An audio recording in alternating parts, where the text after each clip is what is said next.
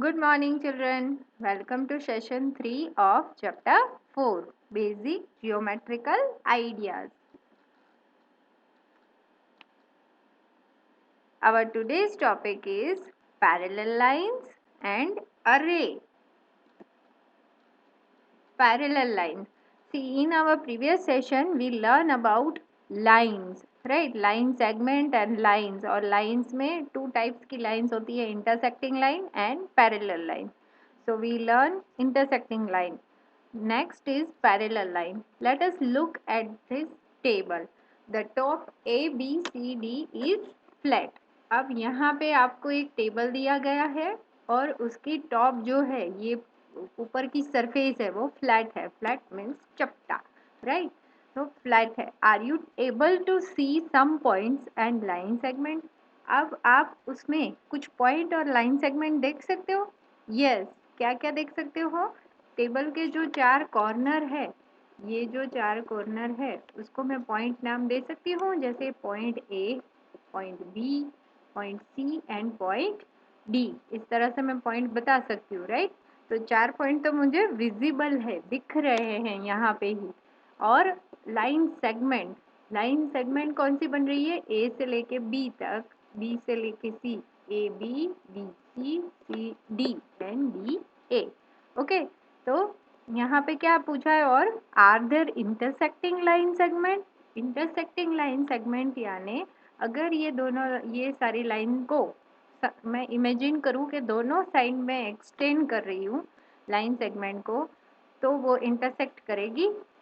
Yes. कैसे? ये line को अगर इस साइड और ऑपोजिट साइड, दोनों साइड, फिर ये लाइन को भी मैं इससे आगे जाने दूँ तो ये दोनों इंटरसेक्ट कर रही है पॉइंट ए पे, राइट? इसी तरह ए बी एंड ये बी सी कहाँ पे कर रही है इंटरसेक्ट? ये पॉइंट पे, पॉइंट बी पे.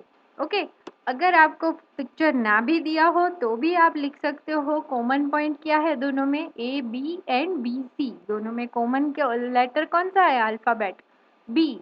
तो इंटरसेक्शन पॉइंट कौन सा हुआ? बी. तो ऐसा नहीं है कि पिक्चर ज़रूरी है, राइट? आपको अगर विदाउट पिक्चर भी अगर ये क्वेश्चन पूछ सकते हैं और आप इसके आंसर दे सकते हो आराम से कि दोनों में जो कॉमन लेटर है that is intersection point. Okay, so AB and BC intersect at the point B. Which line segment intersect at A? अब A पॉइंट पे कौन सी होगी? जैसे दोनों में कॉमन A आए, इस तरह से AB and AD. Same way C and D का आपको फाइंड आउट करना है. Next, do the lines AD and BC intersect? यानी ऑपोजिट साइड जो है रेक्टेंगल की, जो स्मॉल ऑपोजिट साइड है AD एंड BC, आप अपनी टेक्स्ट बुक में देखोगे उसमें भी फोटो दिया हुआ है और वो पॉइंट्स भी लिखे हुए हैं. ये दोनों इंटरसेक्ट कर रही है. If you find that on the table surface, यानी टेबल की ऊपर की सरफेस पे there are line segment which will not meet. Line segment ऐसी है जो नहीं मिल रही है, क्रॉस नहीं हो रही है एक दूसरे से.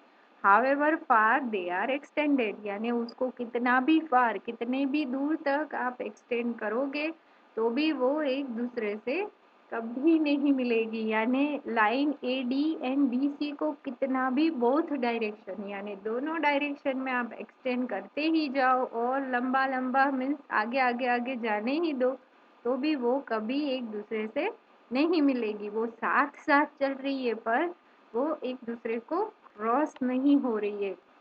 ए D and B C form one such pair. तो A D and B C वो एक ऐसी पेयर बना रहे हैं that is parallel line. Can you identify one more such pair of lines which do not meet? जो ऐसी एक और पेयर भी होती है इसमें, यही टेबल में. तो कौन सी है? A B and C D. उसकी ऑपोजिट साइड, दूसरी opposite side.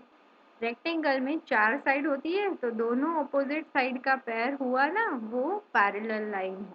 Okay, so on the top of the table आपको फाइंड आउट करना है. तो टॉप जो है टेबल का वो रेक्टेंगल ही है, राइट? तो उसकी ऑपोजिट साइड वाली वन पेयर और दूसरी ऑपोजिट साइड है वो second pair. If two lines A, B and C, D are parallel, we write AB. जैसे यहाँ पे हम किस तरह से उसको लिख सकते हैं, कैसे डिनोट करते हैं, ऐसा बोलते हैं, कैसे उसको डिनोट करते हैं, यानी कैसे हम इसको लिखेंगे साइन में। ए बी, फिर पैरेलल लाइन की sign and C D, A B parallel C D, इसको इस तरह से हम बोलेंगे। ठीक है, इसको इस तरह से साउंड करते हैं। जैसे अगर सिर्फ लाइन ए बी होती है तो हम लाइन ए बी लिख के उसके ऊपर लाइन की साइन करते हैं, दोनों साइड एरो वाली। अगर लाइन सेगमेंट होती है तो ए बी के ऊपर सिर्फ लाइन सेगमेंट की साइन करते हैं, राइट। तो इसी तरह से पैरेलल लाइन को इस तरह से लिखा जाता है, बीच में यहाँ पे पैरेलल की साइन की जाती है इस तरह से। और एक चीज़ मैंने प्रीवियस सेशन में दिखाई थी कि अगर लाइन को हम डिनोट करते हैं, डिनोट यानी लाइन को हम किस तरह से बताते हैं, दो कैपिटल लेटर्स से। कोई भी दो, उसके ऊपर जो लाइन के ऊपर कोई भी दो पॉइंट है, वो दो पॉइंट का नाम हम लिख के ऊपर लाइन की साइन करेंगे, लाइन ए बी। और अगर उसको स्मॉल लेटर से दिखाना है, हमें स्मॉल लेटर से आइडेंटिफाई करना है, तो क्या होगा, ओनली सिंगल स्मॉल लेटर ही काफ़ी है, उसको सिर्फ लाइन एल या लाइन एम इस तरह से हम बोल सकते हैं, राइट। तो if two lines, line L1 and L2 are parallel, अगर ये दोनों लाइन पैरेलल होगी तो हम किस तरह से लिखेंगे, L1 पैरेलल की sign parallel, L2। Can you identify parallel lines in the following figures. अब आपकी बुक में कुछ पिक्चर्स दिए गए हैं, तो आप आइडेंटिफाई कर सकते हो कि उसमें पैरेलल लाइन कौन कौन सी है। और एक चीज़ कि आपको ये भी ऑब्जर्व करना है, आपके घर में कहीं कुछ ऐसी ऑब्जेक्ट है यानी चीज़ है, या फिर आपके आसपास कहीं कोई बाहर आप खेलने जाओ, कहीं पर भी ऐसा कोई भी एक ऑब्जेक्ट है जिसमें पैरेलल लाइन का कुछ भी एग्जाम्पल आप दे सकते हो, तो वो भी आपको अपने से भी देना है। आपकी प्रैक्टिकल लाइफ में कुछ पैरेलल लाइन की साइन अगर दिख रही है तो, राइट। जैसे कि यहाँ पे एक दो एग्जाम्पल आपको दिए गए हैं। यहाँ पे एक आपको है स्केल दिया गया है, स्केल का फिगर, तो इसकी ऑपोजिट साइड क्या है, पैरेलल लाइन। ये दोनों लाइन एक पैर और ये दोनों लाइन एक पैर। यहाँ पे सेकंड फिगर है रेलवे ट्रैक का, तो उसकी भी दो लाइन है वो पैरेलल जा रही है, राइट। तो it is also example of parallel line. Next point is a रे। रे किसको बोलेंगे, रे is also a part of a line. Line का ही एक पार्ट है, जैसे लाइन सेगमेंट एक पार्ट है, वैसे ही लाइन का ही एक पार्ट है। अगर लाइन पे कोई भी एक पॉइंट पकड़ लो, आपके लाइन पे जैसे कि एक लाइन पे ए बी सी डी को इन्फिनाइट यानी काउंटलेस पॉइंट होते हैं, राइट।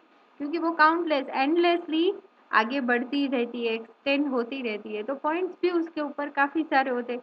तो कोई भी एक पॉइंट आप पकड़ लोगे और उसकी ऑपोजिट डायरेक्शन में एंडलेसली अगर वो लाइन एक्सटेंड हो रही है एक ही डायरेक्शन में, तो उसको रे बोलेंगे। किस तरह से, देखो यहाँ पे एग्जांपल है ये लाइट हाउस का। यहाँ पे एक ही उसका स्टार्टिंग पॉइंट बोलो या एंड पॉइंट बोलो, एक ही पॉइंट है और उसमें से एंडलेसली दूसरी साइड, उसकी ऑपोजिट साइड, इसके इस साइड नहीं आ रही है, एंड पॉइंट से आगे नहीं बढ़ रही है, राइट। तो उसकी ऑपोजिट साइड, आप ऊपर की साइड अगर जा रही है तो एग्जैक्ट ऊपर की साइड ही वो एक्सटेंड होगी। अगर नीचे की साइड से रे जा रही है तो सिर्फ नीचे की साइड होगी, दोनों साइड नहीं होगी। अगर राइट साइड एक्सटेंड हो रही है तो राइट साइड ही होगी, राइट। तो वो रे बोला जाता है, उसको क्या बोलेंगे, जिसका एक ही एंड पॉइंट हो और दूसरी साइड वो एंडलेसली एक्सटेंड हो, उसको रे बोलेंगे। यहाँ अनदर एग्जाम्पल ऑफ रे, ये रहा टॉर्च।